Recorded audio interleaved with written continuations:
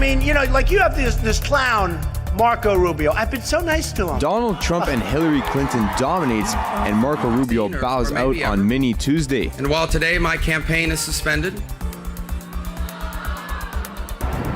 a man is dead after drowning in a pool at a Brampton LA Fitness. And the UN has named Denmark the world's happiest country.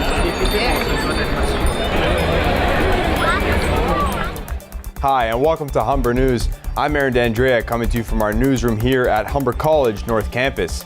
We begin today south of the border, where the race for the White House is heating up. The latest primaries have left Donald Trump and Hillary Clinton the big winners. The Republican frontrunner won the key states of Illinois, North Carolina, Missouri, and Florida. Now that's Marco Rubio's home state, and the senator announced he's suspending his campaign after the loss to Trump. while it is not God's plan that I be president in 2016 or maybe ever, and while today my campaign is suspended, the fact that I've even come this far is evidence of how special America truly is. Although Trump won 4 out of the 5 states, Governor John Kasich took his home state of Ohio. Meanwhile, Democratic frontrunner Hillary Clinton secured her lead over rival Bernie Sanders by winning all 4 states. During her victory speech, Clinton called out Trump for his immigration policies. When we hear a candidate for president call for rounding up 12 million immigrants, banning all Muslims from entering the United States, when he embraces torture, that doesn't make him strong, it makes him wrong. The Democratic and Republican parties will choose their presidential nominees in July. Meanwhile, President Barack Obama has announced his choice for a new Supreme Court justice.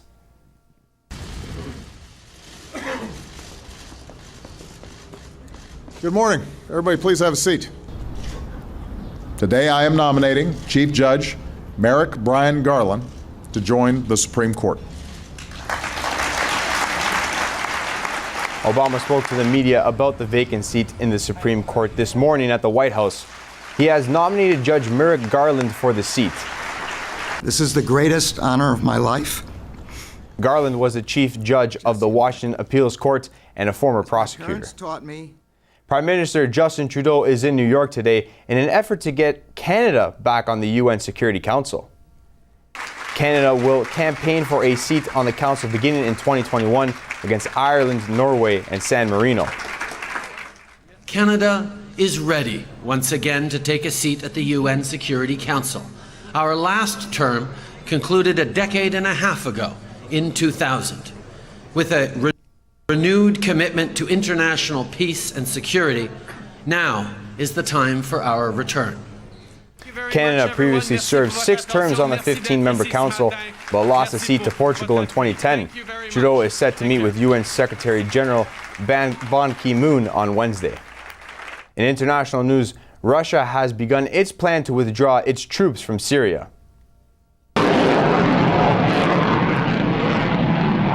Warplanes took off from Syria today, flying back to their permanent Russian bases. The planes began flying back home yesterday after Moscow announced a withdrawal from Syria. Analysts say the decision to withdraw troops may help the peace talks going on in Geneva. Russia is keeping an air base and an unknown number of forces in Syria.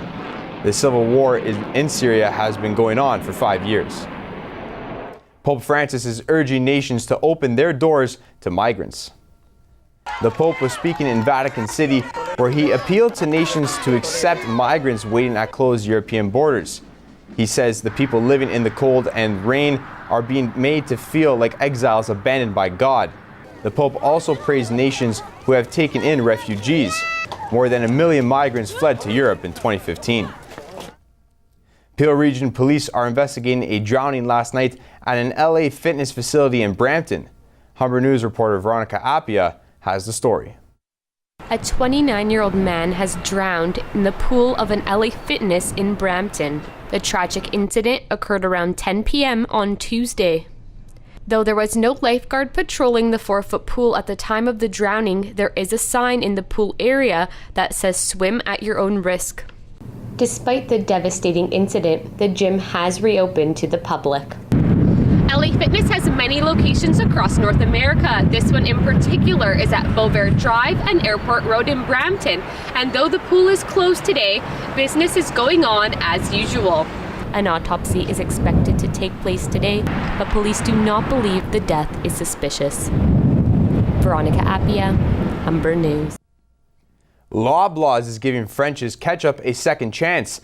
Its decision to drop the brand sparked a patriotic movement across the country and government and forced the grocery store to change its mind. Loblaws announced yesterday it was taking the Canadian-made ketchup off the shelves because of poor sales. But Canadians took to Twitter to support French's, whose ketchup paste is made with tomatoes grown in Ontario. The public outcry was so great that within 24 hours, Loblaws decided to put French's back on the shelves. French's ketchup is produced in Leamington at the plant that was abandoned by Heinz 2 years ago. Guelph Humber students looking for a job can start applying for the fall. HSF has a variety of opportunities for students to get jobs in their fields. Persis Abraham has the story. HSF wants to help students gain experience in their field of interest. Staff were set up in booths answering any questions students had on the application process. Guelph Humber hosted its annual HSF job fair for students who are looking for work in the fall. HSF has realized that we got to be more out there in terms of what opportunities we have coming up for the 2016 fall semester. Students are able to upload their resume on the spot if needed. Jobs such as Humber Life Writers and promotion assistants are available. I feel like it would add to my resume, the job here. They've been informing me about everything, so I find it helpful. But don't worry, North Campus. HSF will be hosting a job fair on April 13th. Persis Abraham, Humber News. When we come back, we'll tell you what's happening in the world of sports, and Kelsey Coles will have your 3-day forecast. So this isn't exactly the spring breeze we were looking for, and it's just a sign that winter is far from over.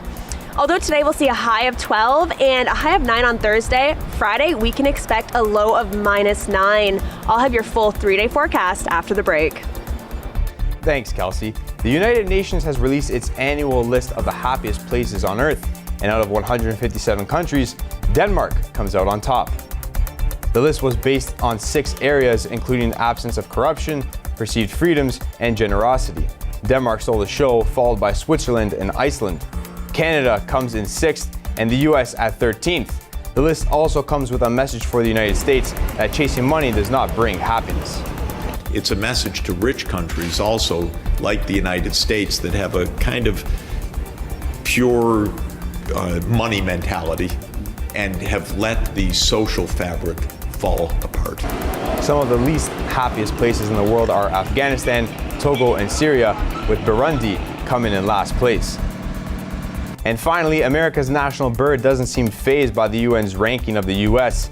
Washington, D.C.'s bald eagle couple, known as Mr. President and the First Lady, are too busy caring for their new family. The First Lady laid her eggs in early February. The first kids are expected to hatch in a few days. They are the first bald eagles to nest in the city's National Arboretum since 1947. Bald eagles almost disappeared from the U.S. decades ago. However, in 2007, they were taken off the federal endangered species list. And with a couple hatchlings along the way, the future of bald eagles looks much brighter.